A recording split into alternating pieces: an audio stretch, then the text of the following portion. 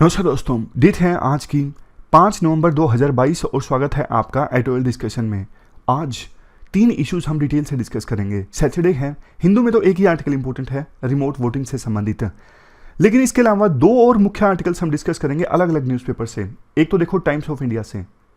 Times of India से जो article हम डिस्कस करेंगे वो पाकिस्तान में चल रहे उथल पुथल यानी पॉलिटिकल वायलेंस से संबंधित है। सुना होगा ना आपने कि पाकिस्तान के पूर्व प्रधानमंत्री इमरान खान पे गोली चल गई।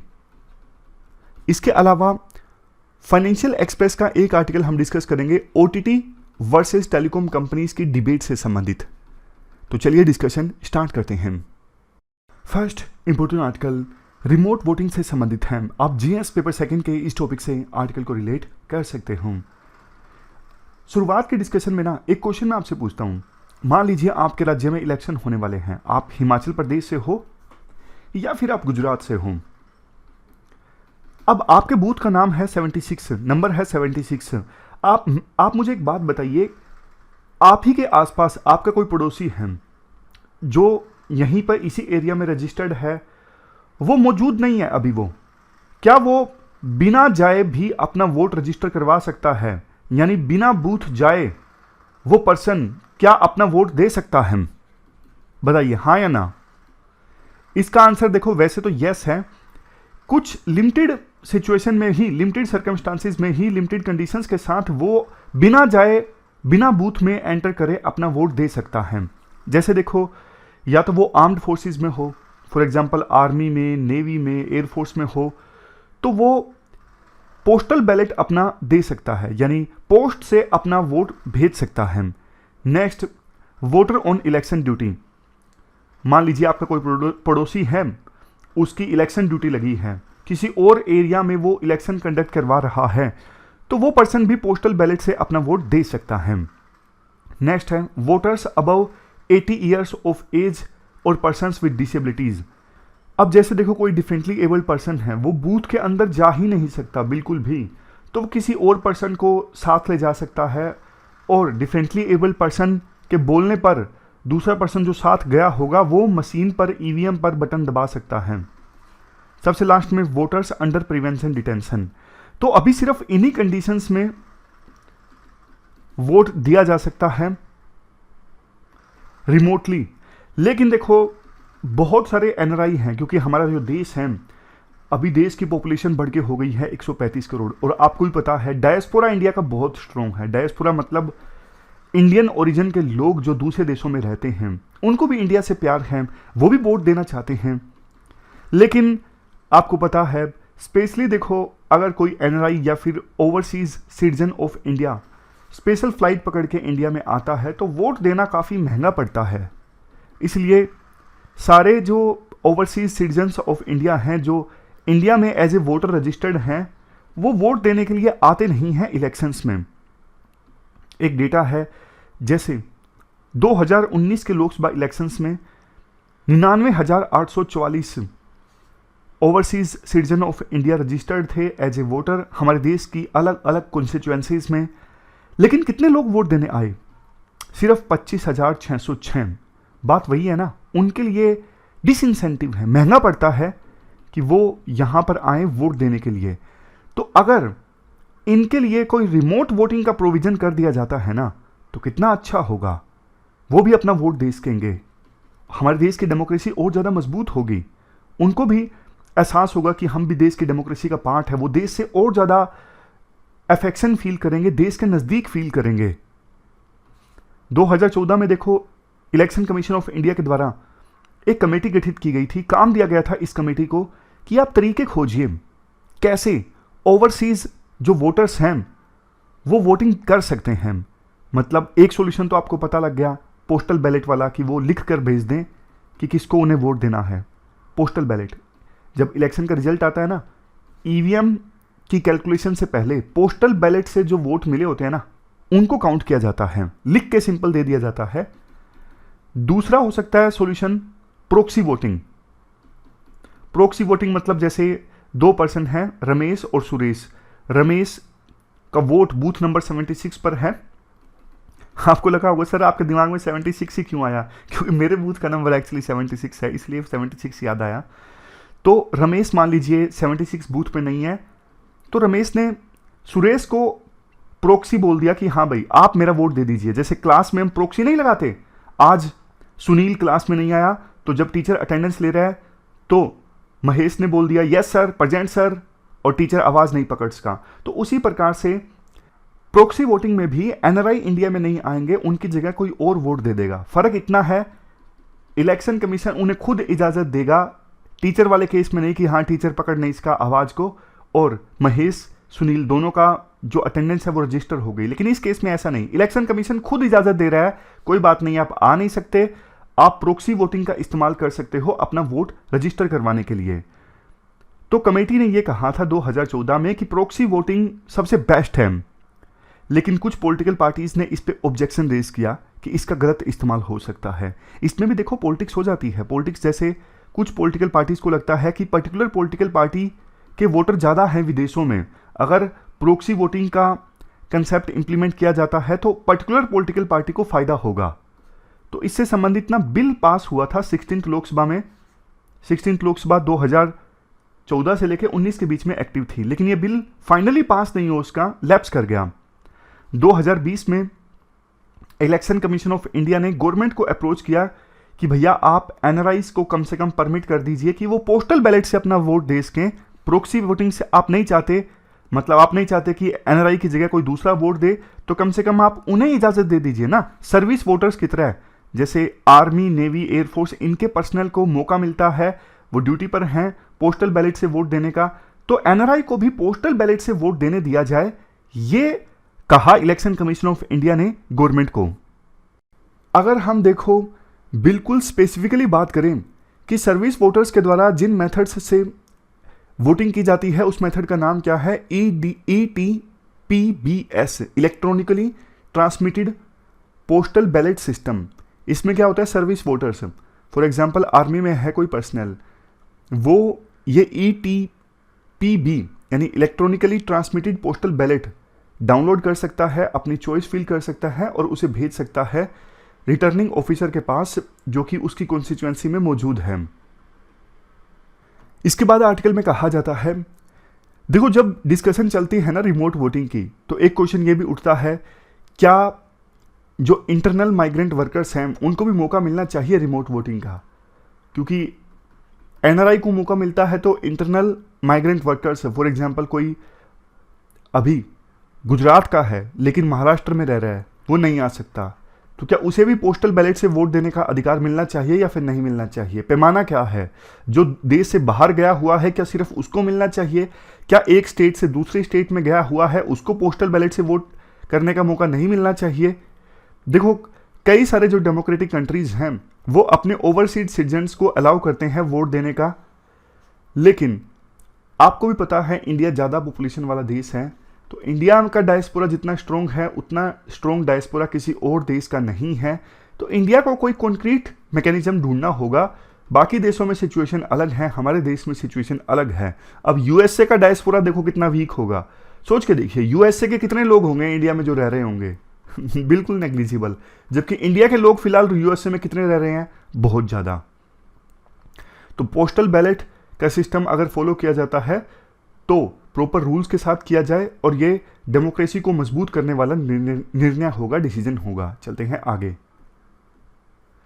इसके बाद एक जो डिबेट चलती है टेलीकॉम कंपनीज और ओटीटी के बीच में, ओटीटी में देखो नेटफ्लिक्स, अमेजॉन प्राइम, ये तो आते ही हैं। इसके अलावा जैसे टेलीग्राम, व्हाट्सएप, जिससे आप कॉल कर सकते हो, वीडियो कॉल कर सकते हो, वो सब भी ओटीटी कम्युनिकेशन में आते हैं।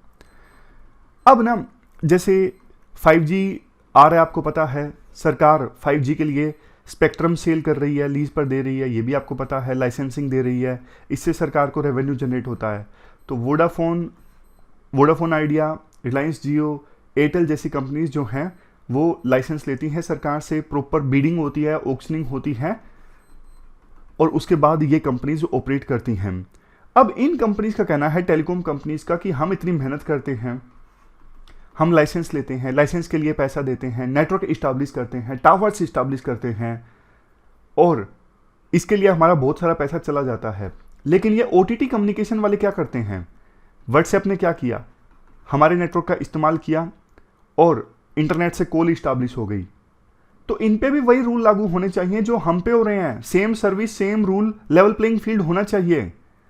मतलब व्हाट्सएप टेलीग्राम ये भी वॉइस कॉल करवा रहे हैं, एक पर्सन को दूसरे पर्सन से कनेक्ट कर रहे हैं वॉइस के माध्यम से, और टेलीकॉम कंपनीज एयरटेल वो भी यही काम कर रहे हैं। तो उनके लिए अलग रूल क्यों, हमारे लिए अलग रूल क्यों, ऐसा क्यों? आप बताइए, क्या दोनों के लिए सेम रूल होने चाहिए? देखो, कम से कम ये जो राइटर है ना, वो तो इस बात से सेटिस्फाई नहीं करते। वो कहते हैं नहीं, ओटीटी वालों के लिए रूल्स अलग होने चाहिए क्योंकि उनका काम अलग है। वो एग्जाम्पल देते हुए कहते हैं कि देखो, telecom companies are like pipe, और पाइप के अंदर क्या होता है? वाटर।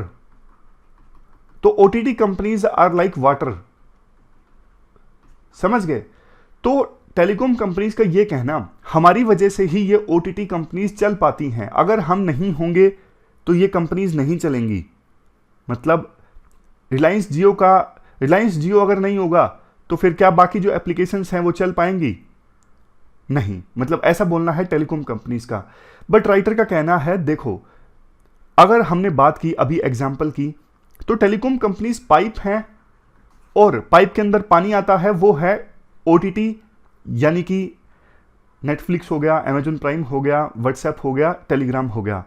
तो दोनों एक दूसरे पर डिपेंडेंट है ना। तो पाइप की कोई इंपॉर्टेंस है पानी के बिना, और पानी के बिना पाइप भी नहीं जा सकता, पाइप की कोई इंपॉर्टेंस नहीं है अगर घर में पानी आना हो तो दोनों एक दूसरे पर डिपेंडेंट है। उसी प्रकार से टेलीकॉम कंपनीज के ऊपर ओटीटी वाले डिपेंडेंट हैं, और ओटीटी के आने से टेलीकॉम कंपनीज को भी बहुत फायदा हुआ है। सिर्फ माना कि देखो वॉइस कॉल कम होना स्टार्ट हो गए हैं, लेकिन इतना ज्यादा जो आपका डेटा इस्तेमाल होता है उससे भी तो आप पैसे कमाते हो ना। डेटा का इतने सारे पैक्स हैं, कोविड आया एकदम से तो आपकी इंपॉर्टेंस बढ़ गई, रिलायंस जियो इनका इतना सारा डेटा कंज्यूम होने लगा, लेकिन एप्लीकेशंस तो वही यूज हुई ना, WhatsApp, Google Meet, Zoom meeting. तो अगर ये सारी एप्लीकेशंस नहीं होती तो आपको कमाई कैसे होती, आपका इतना सारा डेटा कंजप्शन कैसे होता? तो दोनों ना एक दूसरे को कॉम्प्लीमेंट करते हैं। ऐसा नहीं है कि एक दूसरे के बिना रह सकता है। ये दावा करना कि हम सुपीरियर हैं, हमारे बिना उनका कोई औकात नहीं है, कोई औचित्य नहीं है, ये कहना गलत होगा। दोनों को आप सेम ढंग से ट्रीट नहीं कर सकते हो। राइटर एग्जाम्पल भी देते हैं, जैसे देखो, ये बोलना कि दोनों को सेम ट्रीट किया जाए, सेम सर्विस सेम रूल होने चाहिए, ये तो वही बात होगी। रोड पे ना, जैसे 4 पहियों की गाड़ी है, एक तो कार है, एक बैलगाड़ी है, या फिर ऊंट की गाड़ी है, ऊंट चला रहा है 4 पहियों की गाड़ी को। तो आप बताइए, क्या आप दोनों को सेम ट्रीट करोगे? कार को और बैलगाड़ी को क्या आप सेम ट्रीट करोगे? नहीं। यही राइटर बोलना चाहते हैं। राइटर कहना चाहते हैं, डिपार्टमेंट ऑफ टेलीकम्युनिकेशन और ट्राई के अनुसार ओटीटी जो हैं वो एप्लीकेशन लेयर हैं, और टेलीकॉम्स कंपनीज ये ऑपरेट करती हैं नेटवर्क लेयर में। दोनों का काम अलग अलग है। चूंकि देखो दोनों का काम अलग अलग है, तो दोनों पे सेम रेगुलेशन नहीं लग सकता, अलग अलग रेगुलेशन होना चाहिए। और ये कहना कि ओटीटी कंपनीज के ऊपर तो बिल्कुल भी रेगुलेशन है ही नहीं, ये कहना देखो गलत है। ओटीटी के ऊपर आपको पता है ministry of information technology act 2000, IT rules 2021, इसके साथ साथ कंपटीशन कमीशन ऑफ इंडिया, इन सब का रेगुलेशन है। और जो इक्वालिटी की बात की जाती है ना, हमारे देश के संविधान के आर्टिकल 14 में इक्वालिटी की बात की गई है। बात यह है ना, दोनों इक्वल है नहीं। ओटीटी और टेलीकॉम कंपनीज दोनों अलग अलग हैं, तो दोनों को सेम कैसे ट्रीट किया जा सकता है? यह पॉइंट राइटर बार बार रेज करते हैं।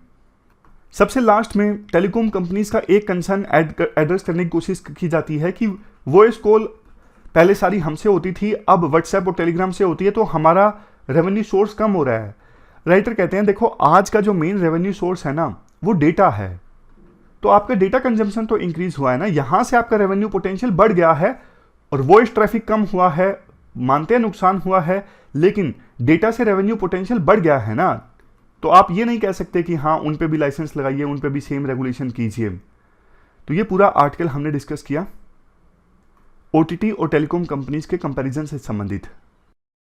इसके बाद नेक्स्ट आर्टिकल पाकिस्तान की पॉलिटिक्स से संबंधित है। पाकिस्तान में देखो बहुत ज़्यादा उथल पुथल चल रहा है, आपने अभी तक सुन ही लिया होगा। पाकिस्तान के जो पूर्व प्रधानमंत्री हैं इमरान खान, वो एक मार्च कर रहे थे पाकिस्तान की राजधानी तक, इस्लामाबाद तक। वजीराबाद जो लाहौर के पास है, वहाँ पर उन पर फायरिंग हुई और वो मामूली रूप से घायल भी हो गए। मतलब कहा यह जा रहा है उनके पैर पर गोली लगी और इस घटना में एक पर्सन घायल हो गया, मतलब एक पर्सन की डेथ हो गई।